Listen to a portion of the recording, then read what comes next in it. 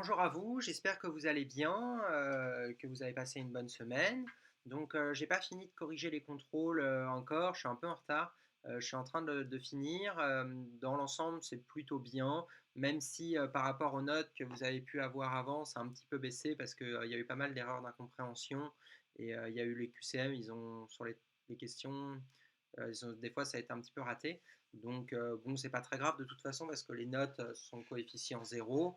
L'essentiel, c'est que vous l'avez tous fait et que vous compreniez vos erreurs.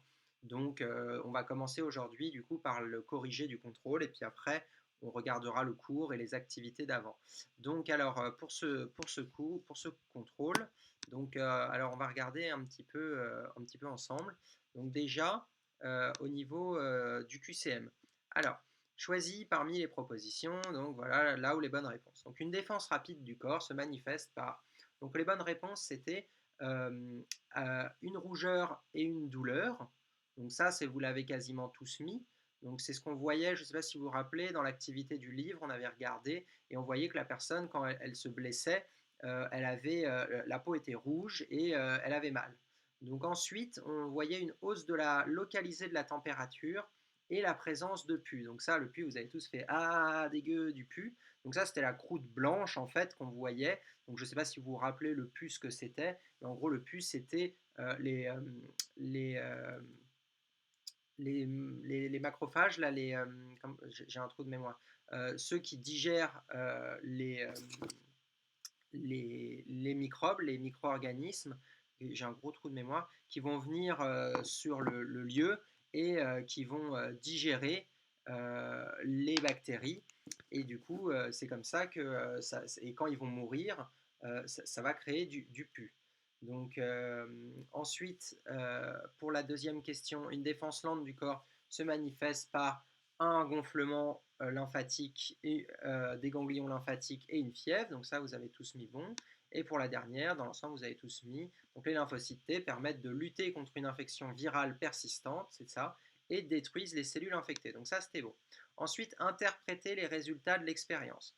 Alors là, c'était un peu moins bon, dans le sens qu'il y a eu il y a eu un gros malentendu en fait. Donc on va regarder ensemble. Donc d'abord, vous avez bien, par contre, décrire les expériences. Vous avez bien tous décrit, en gros, ce qu'on voyait, c'est-à-dire que on injecte la souris A avec une toxine tétanique, elle meurt. Ensuite, on injecte la souris B avec un sérum avant et après la toxine et elle survit. Et après, on injecte un sérum anti-tétanos et la toxine, une toxine diphthérique, et l'individu, il meurt. Donc ça, c'était bon, la description, vous avez tous les points, c'était pas très compliqué. Ensuite, c'était plutôt sur le mécanisme. Donc, qu'est-ce qui se passe? Alors déjà, on va détailler un petit peu ce que c'est. Donc, une toxine, c'est en fait ce que produisent les bactéries, donc c'est toxique, c'est pour ça que ça s'appelle toxine, et ça tue les individus. Donc ça, c'est ce qu'on voit dans le... C'est ce qu'on peut le déduire à partir des documents de la souris A. On injecte la toxine, la souris, elle meurt. Alors, une toxine, c'est sans bactéries, en fait. Mais bon, ça, c'est pas très grave. C'était en plus la toxine, en fait, c'est juste ce que produisent les bactéries. Mais c'est pas grave si vous m'aviez dit qu'on injectait des bactéries, hein, ça revient un petit peu au même en fin de compte. Donc ensuite, qu'est-ce que c'est le sérum? Donc en fait, le sérum, c'est une partie du sang sans cellules et sans les éléments qui permettent la coagulation du sang. Donc ça, c'était important parce que c'est sans cellules. Donc il fallait bien dire que du coup, ils pouvaient pas. Tous ceux qui m'ont dit qu'il y avait des lymphocytes, les lymphocytes, ce sont des cellules. Donc il n'y a pas de lymphocytes dans le sérum.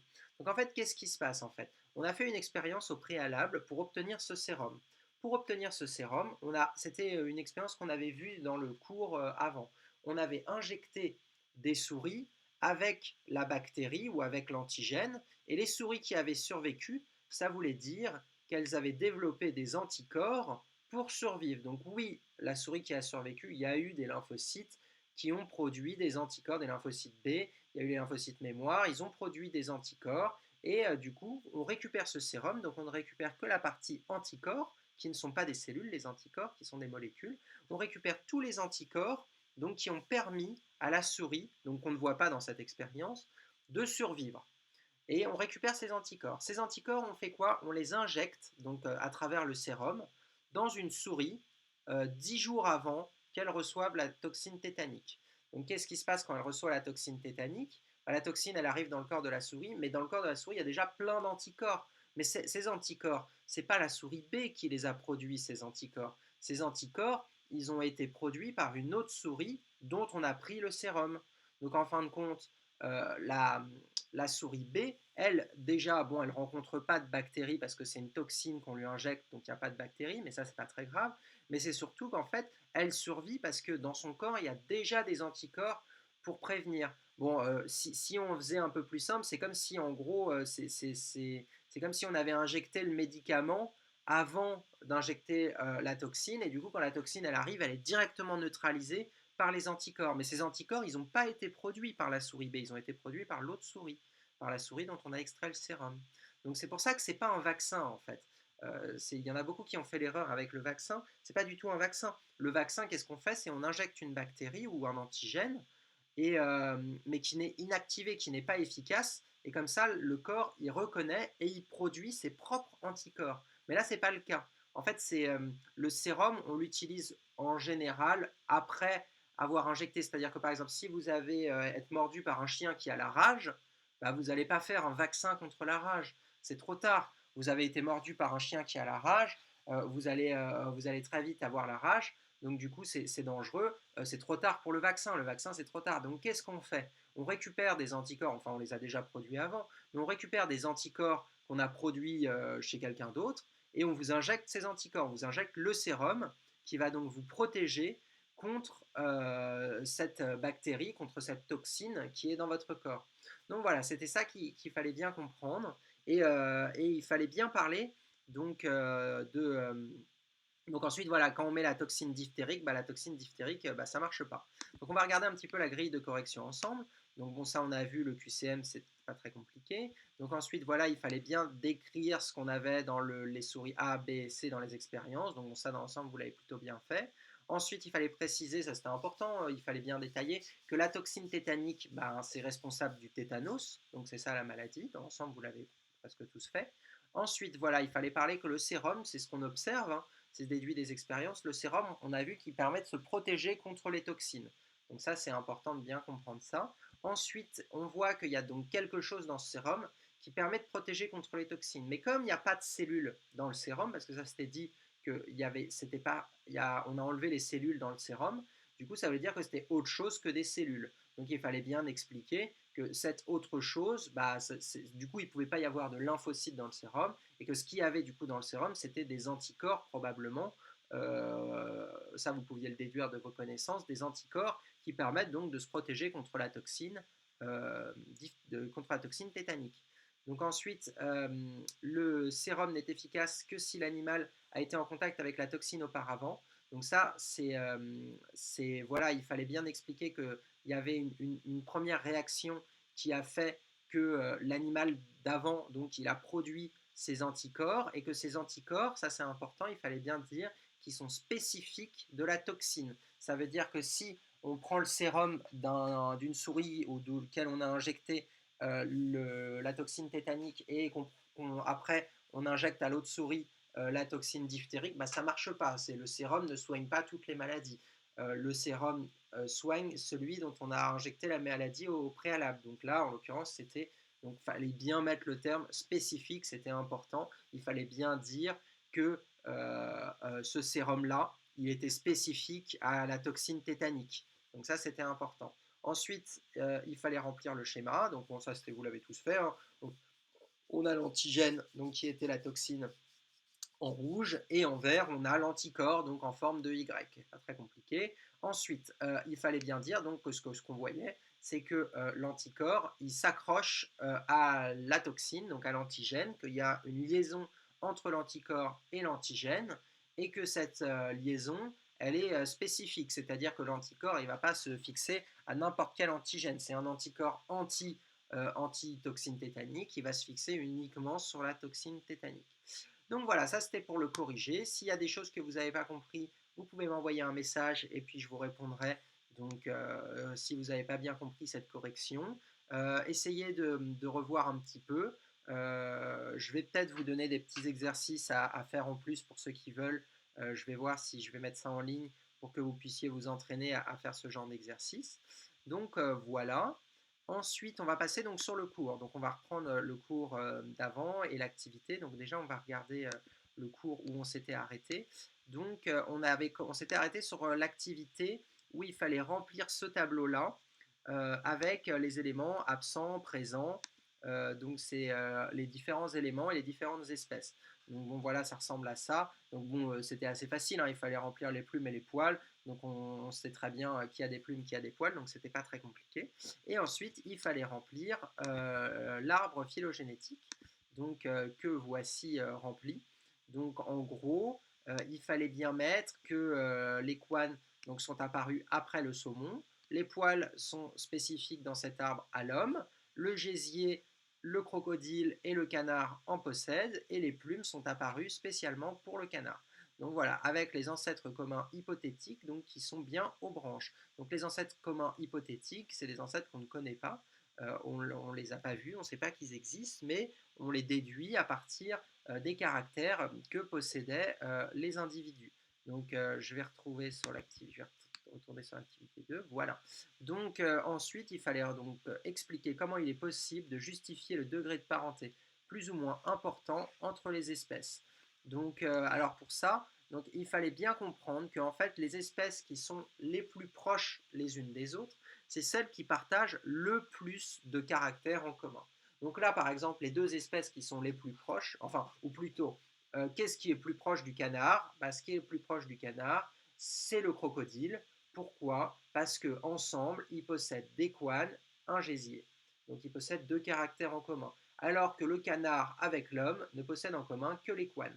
Et le canard avec le saumon, il ne possède pas de caractère en commun. Alors bien sûr, c'est dans cet arbre-là, avec ces caractères-là qu'on a utilisé. Dans le sens que si on prenait d'autres individus avec d'autres organismes avec d'autres caractères, peut-être qu'on s'apercevrait que finalement le canard est plus proche de, je sais pas, de la poule, quoi.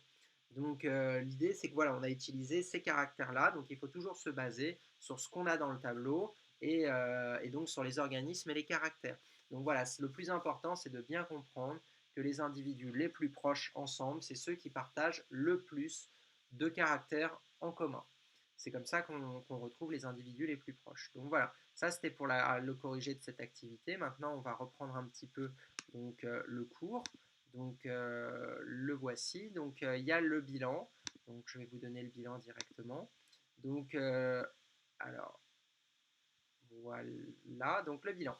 La présence de caractères communs permet, donc vous le recopiez hein, dans votre cahier, hein, le bilan, comme ça vous fera l'apprendre un petit peu.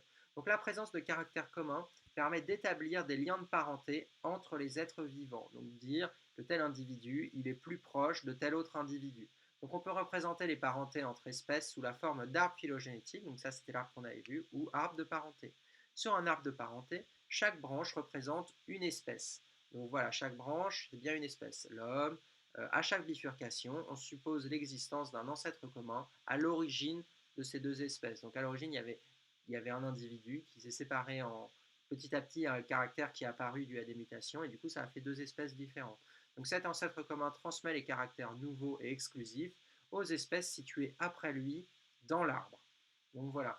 Par exemple, je ne sais pas, il y avait un individu, il y a eu apparition de plumes, et du coup ça a donné le canard, et de l'autre côté ça a donné le crocodile.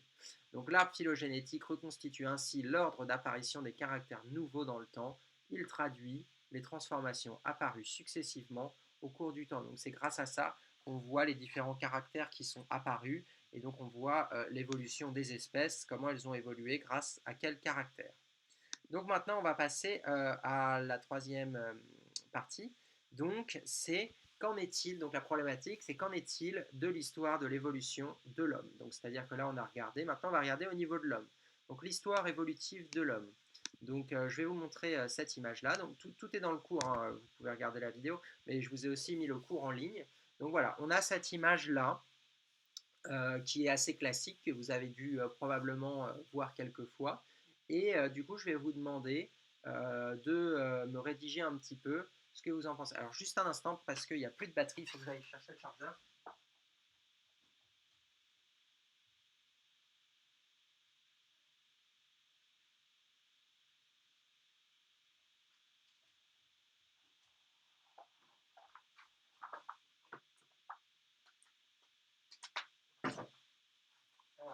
vite avant que ça tombe en panne.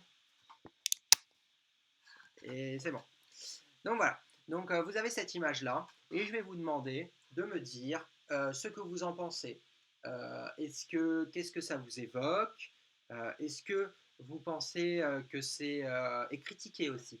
C'est-à-dire que vous dites à quoi ça vous fait penser, mais aussi vous allez critiquer un peu cette image, dire voilà, qu'est-ce qu'elle pourrait évoquer comme idée fausse, ou qu'est-ce qui vous gêne dans cette image, ou qu'est-ce qui vous plaît dans cette image.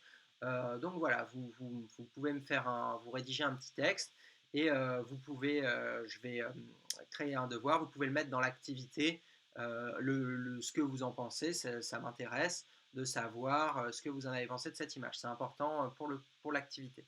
Donc ensuite, voilà, je vais vous distribuer, je vais vous envoyer donc l'activité d'après. Donc alors il va falloir que je la retrouve. Euh, alors évidemment, je ne sais pas comment ça marche. Alors, non, c'est pas ça. Ouais. Bon. Ok, donc l'activité d'après. Alors,